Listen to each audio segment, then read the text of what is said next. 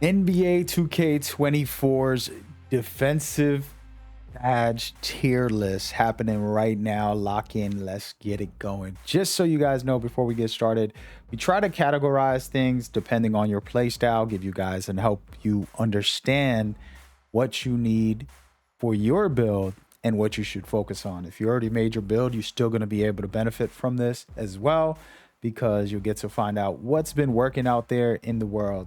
I've been using a lot of 3 different kind of builds and getting information from top players, pro players, and so on. So lock in as we go forward. All right, so the tier list, I'm going to show you all of it right away from the start so that we can get into details and break some things down. You can go and screenshot it and then have a discussion with yourself, with friends, and see how you feel about this tier list going forward.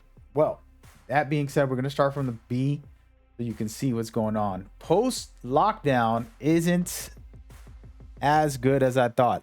First of all, I had a 95 strength on a 6'8" point guard. I had centers trying to back me down. I gave them a very hard time.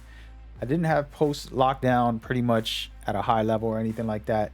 So I have it a little low here for today's tier list. Of course, that can change with patches and things like that.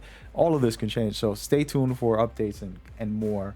We do have every single tier list for playmaking, shooting, finishing, and even more within the game. So lock in for that. All right, with that out of the way, let's talk about one of the new badges, 94 feet. Okay, 94 feet to me has been one of the most fun badges to try and utilize. And it's not exactly doing bad. I love it. It's helpful to stay out there and to stay in front of players, harassing them and pushing them for a lockdown that is going to be at a higher tier. In general, I have it at B, because if you're not a lockdown, some of this will not be prevalent for you, but it's definitely useful if you want to get a little extra bumpy when you're doing full court press specifically. Okay, with that in mind, ankle breaker, we haven't really seen too many people go crazy with ankle breaker. I have it at B because of that. It hasn't been overpowered. I've been able to break a lot of ankles, but it hasn't been at the level where it's like you have to have ankles on Hall of Fame or anything like that. So I have it at the B tier.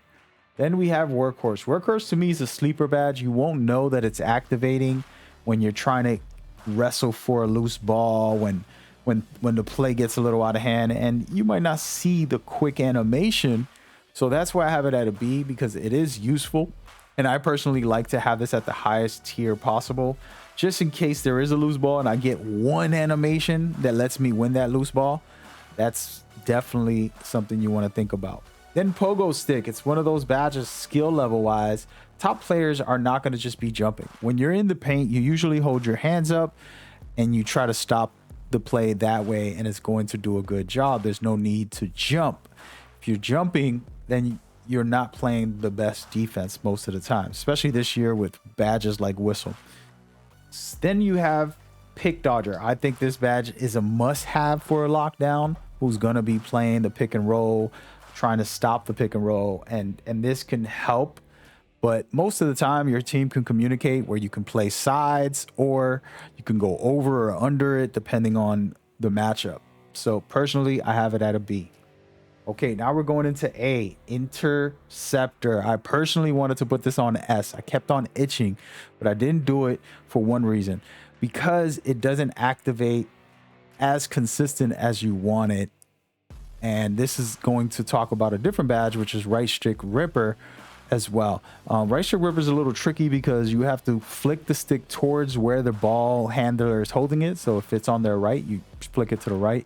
And interceptor, you can flick the right stick up and then activate it. And I do get a bunch of steals, and I've been doing really good with it against the CPU and casual players. But on high level players, I haven't been going as crazy. So I have it at an A tier. We'll get into steals more, but that's the same thing with right stick ripper. I love it, but it hasn't activated to the point of where, okay, this is the overpowered badge. So that's why I have it at an A. Then you have Rebound Chaser. For centers, it's a must-have on Hall of Fame, in my opinion. Gold has been working very well. I have a 6'8" who can dominate. It's getting 20 plus rebounds a game very easily in fives and dominating with the Rebound Chaser. But there's a badge better than that we'll talk about in just a minute. Clamps, for example. Clamps is one of those badges every build should have. Maybe the center can miss it a little bit and have it lower, but every build should have some kind of clamps if it can afford it.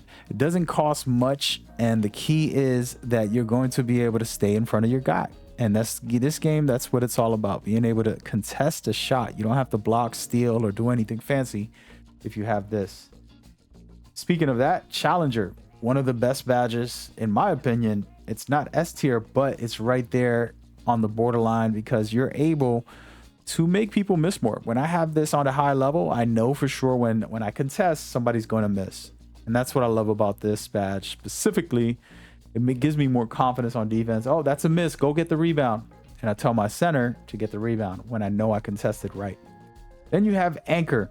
Anchor for center specifically, it's top tier. You got to have it on Hall of Fame. And I also say guards should have some type of anchor.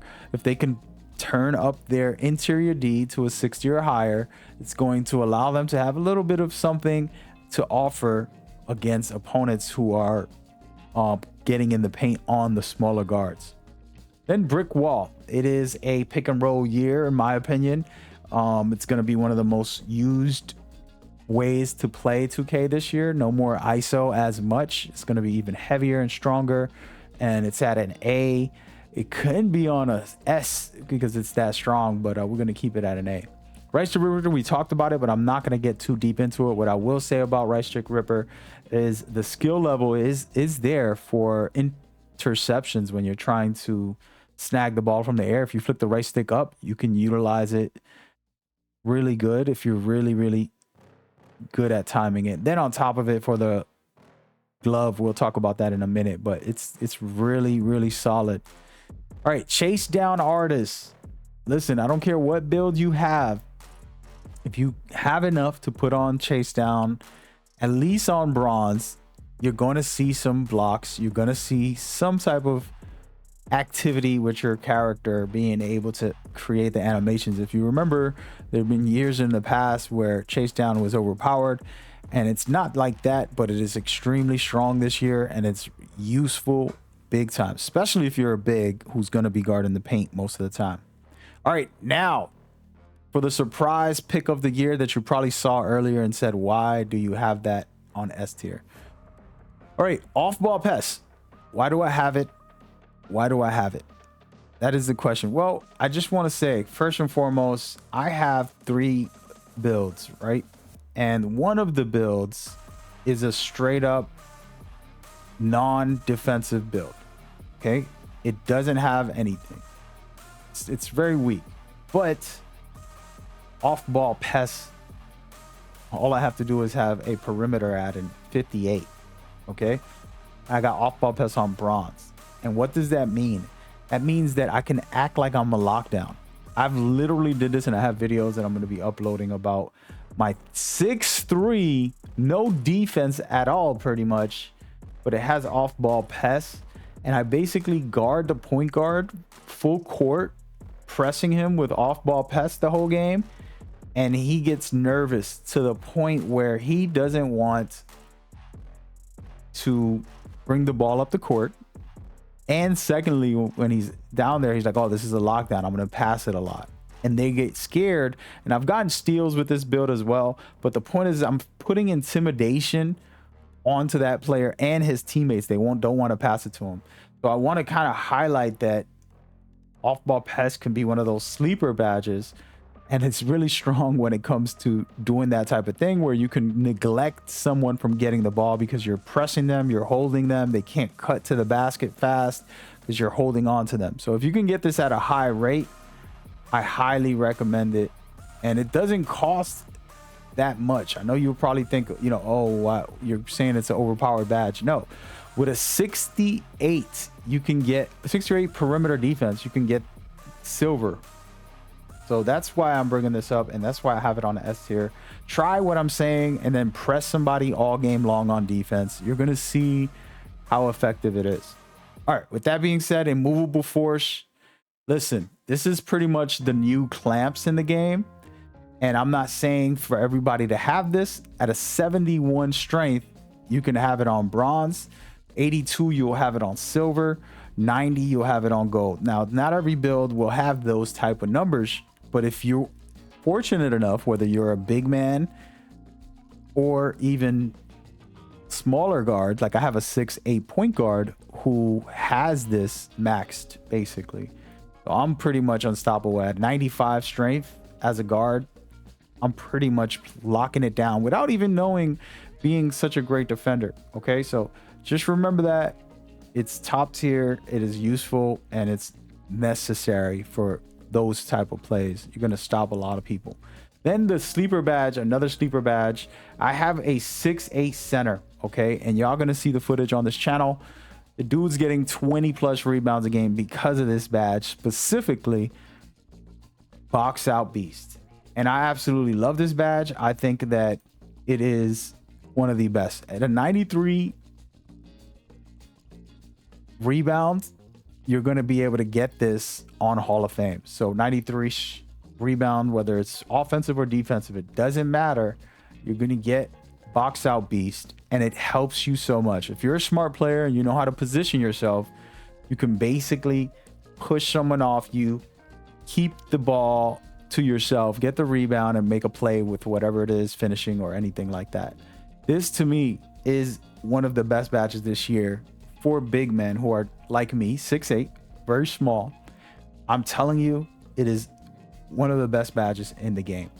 And last but not least, glove. I don't think I have to say anything. I'm just gonna have a moment of silence for anybody trying to dribble with somebody on Hall of Fame glove. That's all I gotta say about it. All right. If you have glove on Hall of Fame and you can't get more than 3 steals a game, then I don't know what to tell you, man. You're gonna have to work on your build. Okay, work on your build. And yeah, but no, so if you're a defensive lockdown, you need to have this. If you're a guard, it's nice to have because you basically put fear in people's hearts. Okay, you don't want people spamming dribbles and kind of either breaking your ankles or creating space to speed boost out. And this is just one of those things where it increases the threat and it stops people from dribbling in front of you.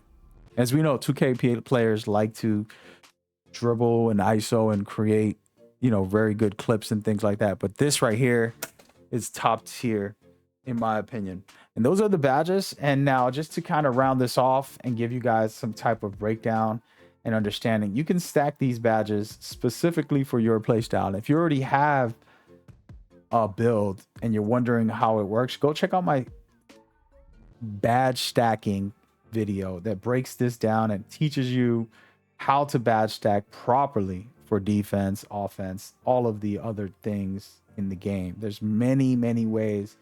I mean, I would have to make long list videos, and I might do that for you guys, of badge stacking to be able to capitalize and make things work. And now, how do you maximize the badges? We have some breakdowns of trying to get the most out of your badges.